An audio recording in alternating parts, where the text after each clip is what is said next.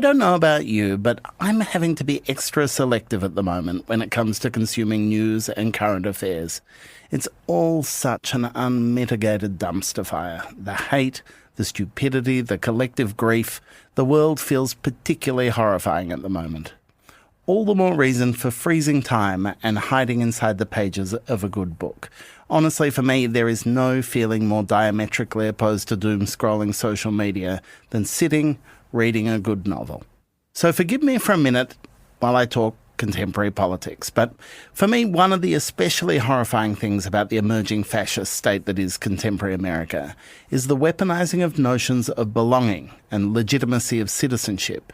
Who you are, where you're from, and your right to see yourself as part of a national story become loaded questions for everyone, not just immigrants and the children of immigrants. Calling a novel Real Americans, particularly as a Malaysian-born American born to Chinese parents, feels like a direct challenge to this, and it's a challenge Rachel Khong is acutely aware of. She's very much an American. She moved there when she was only 2, but her whole life growing up, she faced reminders that real Americans looked a particular way. The gap between how we see ourselves and how others see us is central to her latest novel. The characters in Real Americans are constantly being misunderstood because of how they appear.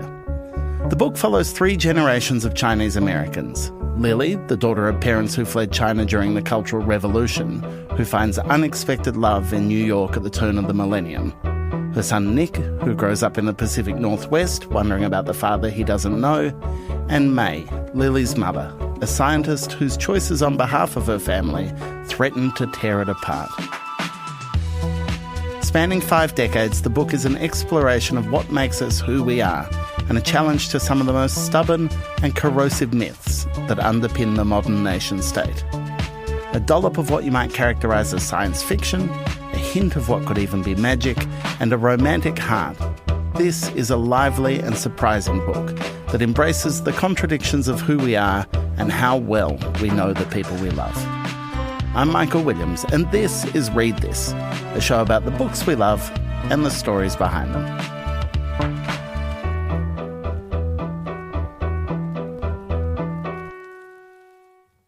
One of the driving forces in Real Americans is the idea of luck.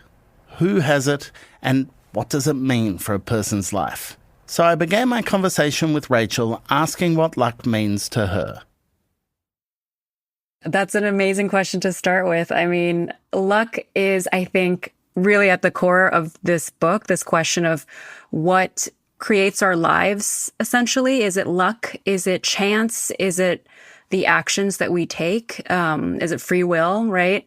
And that's just a question that I've thought about for all my life, I think. I think especially because I come from an immigrant family, and I've always had this question in my head of, what if my life were different? What if my parents had not come to America from Malaysia? What if I hadn't had the childhood that I had? What would my life be like? Would I be a writer? Would I be someone completely different? I think throughout all our lives, we're sort of touched very differently by luck, and some people we sort of think of as luckier than others. But I don't know. I think I was just interested in how different people sort of react to quote unquote luck, and how that luck shapes them and shapes who they are. I think it's such a fascinating set of ideas, and the ways in which it intersects, I think you're right. I think it's an essential part of immigrant stories and immigrant storytelling, but also the ways in which it intersects with ideas of entitlement and fairness and what we're owed and what we have to make for ourselves. Like so often in migrant stories, so often in the narrative around multiculturalism, around assimilation, around those things, is this idea that gratitude should play a part, that the good migrant is grateful for the opportunities that have been afforded them, rather than have worked for it themselves, or that luck has played a part. And the intersection of all those things, I think, is fascinating. I think it's so interesting because the immigrant story and this sort of American story, those stories really intersect in a lot of ways. And that's something that I wanted to explore in the book. And I think one of the ways in which they intersect is sort of in this idea of like luck and agency. There is, of course, what you said, immigrants, we have to feel grateful, right? The grateful immigrant is sort of this trope, and for a good reason. I think that was a refrain that I sort of heard growing up too. My parents would say, we made so many sacrifices for you to be here.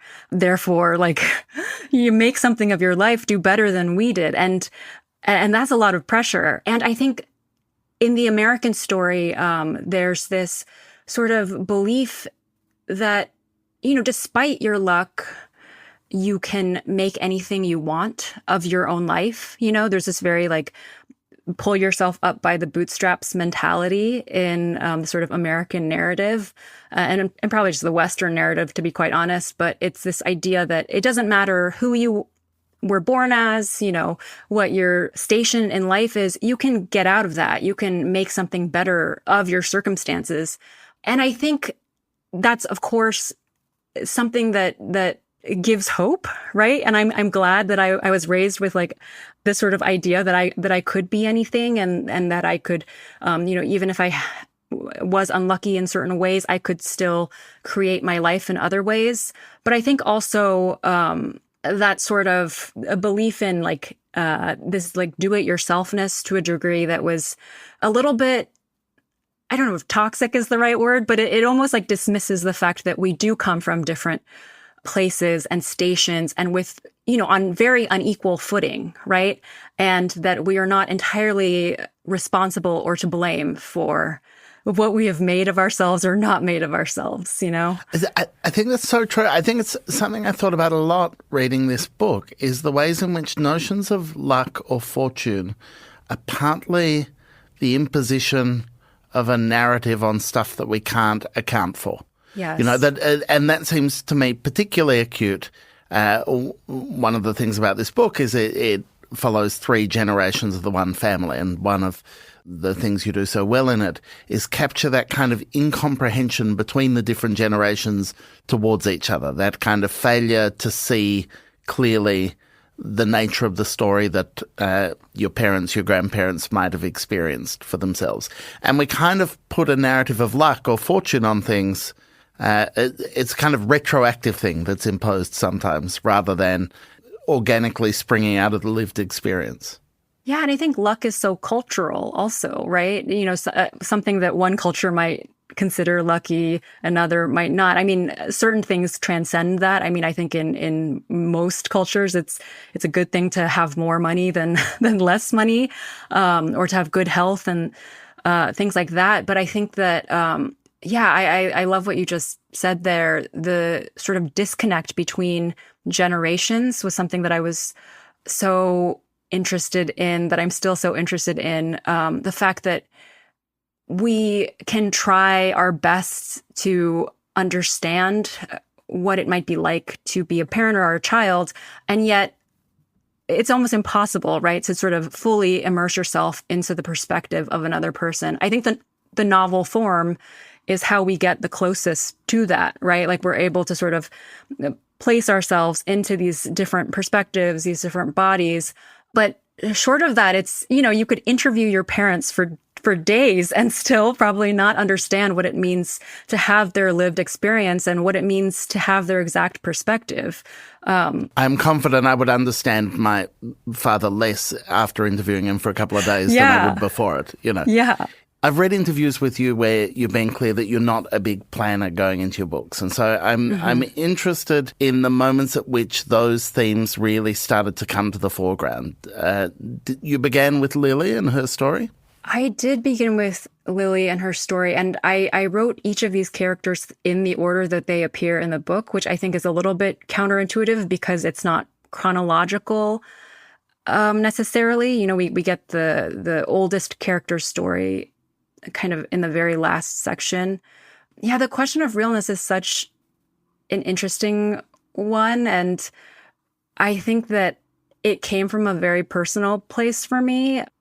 Yeah, that question of am I a real American has come up, at times in my past, and I'm sort of as an immigrant between these two places, right? Like I feel more American than I feel like I'm anything else, honestly, because culturally, it's who I am. When I go back to where my parents came from, which is Malaysia, I feel like a complete outsider, right? I don't really belong. I don't speak the language. I can enjoy the food, but I stick out like a sore thumb. I'm not really like at home there, even if I enjoy it. And I think just this feeling of being in between these two places was really something that is very, I think, deep within this book. I think each of the characters struggles with belonging in one way or another, and struggles with this question of, am I real enough? am I fitting into this category well enough? And it's not even about necessarily wanting to, I don't know, like be part of a group necessarily, but it's more about wanting to be part of a story, right? And wanting to be part of, again, this sense of belonging, a community. And I think that's what a lot of the characters are searching for. What's the relationship for you between that kind of personal exploration and becoming a writer? That kind of anxiety about belonging and that desire to capture and articulate the world? I have been thinking about this recently a lot. I think I've been wondering why I write at all. And I think there's a lot of reasons. But one of the big ones, I think, is that writing is where I get to have the deepest conversations I ever get to have, and I think I was realizing this just the other day, because, when you really love a book, it's a transformative experience. It's this experience that has no language that you could really say to express how much, a book means to you. So if I were to love a book and then meet the author and tell them, I loved your book, like that would not even begin to capture what it meant, right? Like there's something that's just, it's lost in the words themselves, right? Like I feel like, the reading experience itself and the experience both for the writer and then for the reader, like that's where this really deep communication happens. And that's where it's possible to, say, this is what it's like for me. Is it like this for you? I think I actually became a writer because I felt sort of afraid to speak. Honestly, I was a very shy kid. And because I had learned English from my Malaysian parents, I had sort of Malaysian, inflections and Malaysian ways of speaking. And in America, it was just, all the kids, didn't know what I was saying necessarily, or wanted to make fun of me for the ways that I said certain things. And so I think I found in writing a way to communicate the most perfectly, and sort of the most unassailably and, the most perfectly. And I think that, of course, that's not totally true, right? There's still miscommunication within writing itself. But I think that that's where it began for me, just this desire to craft something and say, okay, this is what I mean to say. And here, please receive it. I mean, I find it so interesting that, I've written the one book that I've written, but when a reader reads it, they're creating a completely different book. I'm sort of enlisting their imagination, enlisting their backgrounds, their perspectives, their questions, and it sort of fuses into this hybrid thing. And then it becomes its own creation. And I think that's so interesting, that it's not that I just have one book that is out there, but there are so many books that become created every time somebody reads the book that I've written. So then how different was that experience of doing it a second time around, with an actual pre-existing idea about who that reader might be, that platonic ideal of the reader?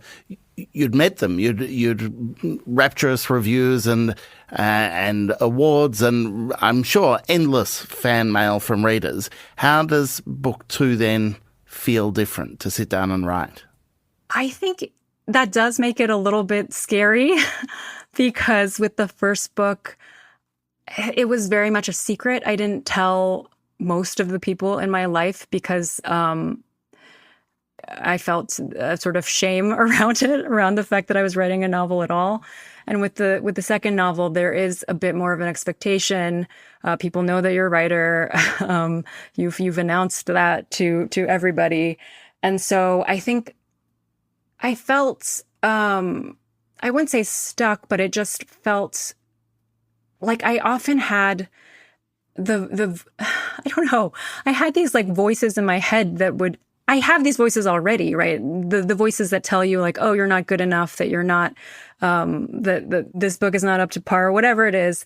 And I think that once you release writing into the world, those voices become just like multiplied by a lot. And it's a great effort to sort of come back to yourself and to shut them out a little bit. To go back to your question of realness, actually, and something that you said reminded me that, I write in part because I'm trying to figure out what I actually care about, what I'm thinking about, what questions I have, as I've said, and to sort of get to this like genuine version of myself. But I think it's really difficult to get there just living as we do, like in the internet age, right? When we have emails constantly, we have social media and the internet, and just lots of people and companies vying for our attention, telling us what to buy, what to look at, what to read next, whatever it is, right? There's just so many forces that are sort of pulling at our attention.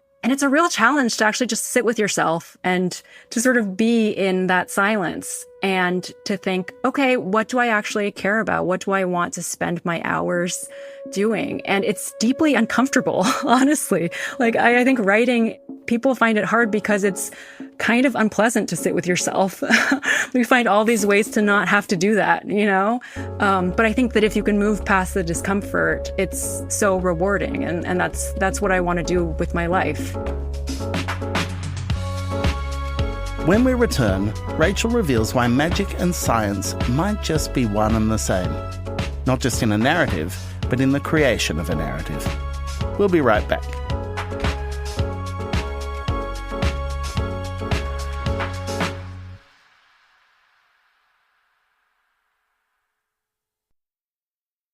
Each of the three characters in Real Americans share a common experience. Throughout the novel, time stops, freezes at different points, and yet our three protagonists are able to move through the stillness. It's an element of the narrative that raises many, many questions. Can these pauses be explained by science, or is there something more mysterious at work here?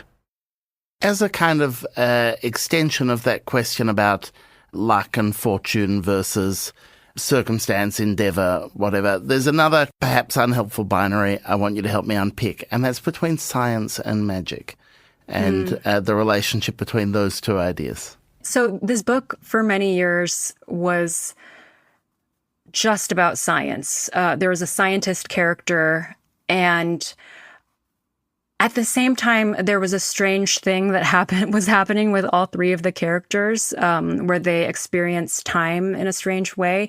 And I didn't know why that was happening to all of the characters, but I knew that it was. I mean, that was the very first page that I wrote, was Lily wakes up and for some reason the time on the clock isn't changing. And so I tried for many years to figure out a scientific explanation for that, to figure out why this thing was happening to all of these characters. And I think writing is a little bit like magic too, right? It's a very scientific thing in that it comes from your brain, and it's this like solid thing, or not solid, but squishy, I guess. It's a physical thing. There's things that are actually happening. There's,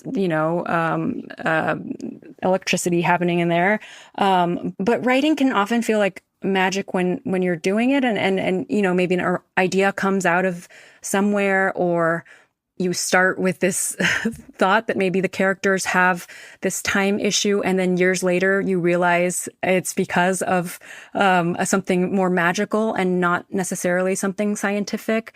For me, the scientific worldview has so much to do with this Western worldview, that we can understand everything and that we can just given enough time and resources and money or whatever, we can figure everything out. I mean, there's a sort of hubris to science today and to technology, right? Like there's that slogan, like move fast and break things. I don't remember which company, but that's a tech slogan that we have because there's just this desire to innovate and this perspective that these men in power can solve everything, right?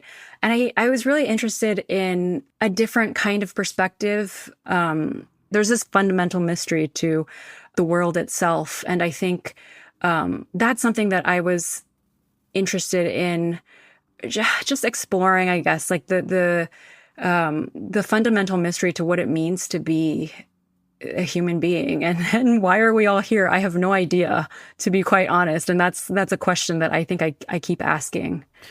It's a question you ask in really wonderful and interesting ways in Real Americans, but also in ways that seem to me to mirror the creative process, the process of writing a novel. The questions about predeterminism, about how much kind of control we have over our own lives, of the choices we make and the ripple effects that come out of them.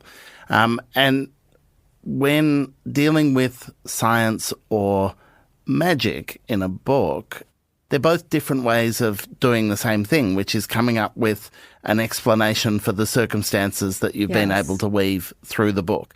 They're another form of imposing a narrative on the inexplicable. Yeah, I love that. I don't think anyone has ever said that to me, but I love that framing of it. And I think something that you said earlier too has stuck with me, just about the fact that a lot of these narratives in the book are sort of imposed after the fact, right? I think of that for May in particular. She's less, I would say, like in the muck of life when she's recounting the story. She's able to sort of shape the way that she is sharing her particular story. And it's an impulse that I have always resisted, which I think is a little bit weird for a writer to say. Writers are often the people that sit around the campfire and they're good at spinning long yarns and like making, just like sort of engaging you. And I have never felt like that kind of personality. And to me, I think I've always just felt a little bit at a remove, when it comes to narratives, which is so strange, I think, for a writer to say. And yet I think that's why I have written the books that I've written. I think there's a little bit of this mistrust of narratives and wanting to poke at them a little bit and wanting to, when they're employed, to sort of turn around and say, well, yeah, are we going to keep going with this? I think I was interested in the introduction, but also disruption of these narratives that we all know. Part of the thing that so defines that constructed narrative that is the concept of Americanness is about the nature of want and the expression of wants. The things that you can aspire to, the things that you can reasonably expect for yourself, the things you strive for. Mm-hmm. And it's a kind of factor that's really acutely illustrated through the cross-generational thing and the ways in which 3 generations in the one family might want different things for themselves or have different ideas about what belonging and satisfaction might look like. I love what you said there, that the characters, they want different things. I think depending on who they are, they feel permitted to want different things, right? They're sort of a not necessarily self-imposed, but there are limits on what these characters desire for themselves. And I'm reminded of what we were talking about in terms of the immigrant story and the American story intersecting. And I think May is a character in the book who has almost like boundless want. She has really deep ambitions. She wants a lot of things. And it's almost out of place, in the country that she grew up in. It's only in America that she gets to really pursue those dreams. Although, she comes against limitations, in this place that alleges to be about opportunities for everybody and a place where you can do anything. I think she, her ambition is well placed there, and yet she comes up against these limits that are imposed on her. Lastly, from the way you describe it, the strange familial trait of being able to stop time is an idea that came to you before the reasons why or the resonances of it became clear to you. And I'm curious, is that, like I'm a parent of smallish children who like nothing more than like, which superpower would you want? How would you, what magic would you? Why time? Why is there something beguiling and interesting to you about the idea of being able to manipulate or play with time? Time is something that I also think of as something that's so, like the sort of time scarcity is such an American belief that I've been raised in, or maybe it's just capitalist, I guess, like this like sort of capitalist belief in this need to make good use of your time, not to waste time, to spend it wisely, things like that. I mean, we even talk about it in these terms. And I think time is one of those American narratives that I was raised with, right? That there's a correct usage of time and that you shouldn't be wasting it. And I think it was a pressure that I felt as I was writing the book itself, right? Like, oh, this should be going faster. I need to be writing faster. And I think that that's why that emerged for me as this thing that kept happening to the characters. It was something sort of, that was beyond my own like conscious understanding, but it was something that was there because it's been there sort of throughout my upbringing. And I think in writing this book, I realized that, writing isn't about speed, like the point isn't to write a book as fast as I can possibly write it. The point is deepening thoughts and coming back to a text day over day, in part because you come to it as a different person each time. You're slightly changed. And the person that I am, now sitting here with you is so different from the person that I was when I began the book. And I think a novel, especially for me as the writer, it helps me sort of work through thoughts that I have, questions that I have, and then it sort of documents my evolving views. It helps me figure out what I'm even thinking or what my answers to certain questions are, even though they might shift, I guess. Writing a novel is a deeply inefficient use of one's time. Often I would write a page out and then the next day I would sit down and realize, oh, this is all actually terrible and I need to delete it all. It's one of the most inefficient things you could do with your time. And within capitalism, it's not something that, is logical or productive or any of those things. And so I think because of that, I think it's a good thing to do. Like we should all, find ways to sort of resist that sort of imposition on us that we just need to be cogs in this capitalist machine. I think it matters that we waste time and we think about things for a long time. Well, I, for one, am colossally grateful that you've given over to those inefficiencies and illogical ways to spend your time, and look forward to you continuing to do so for many years to come. Many thanks for joining us. Thank you so much. This is such a pleasure. Rachel Khong's Real Americans is available at all good bookstores.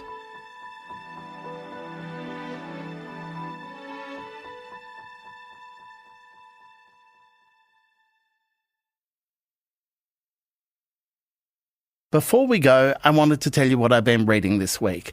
And if, like me, you're very much missing the HBO TV show Succession, there's a new Australian novel out that might just scratch that itch. It's the third novel from Melbourne writer Robert Lukins, and it's called Somebody Down There Likes Me.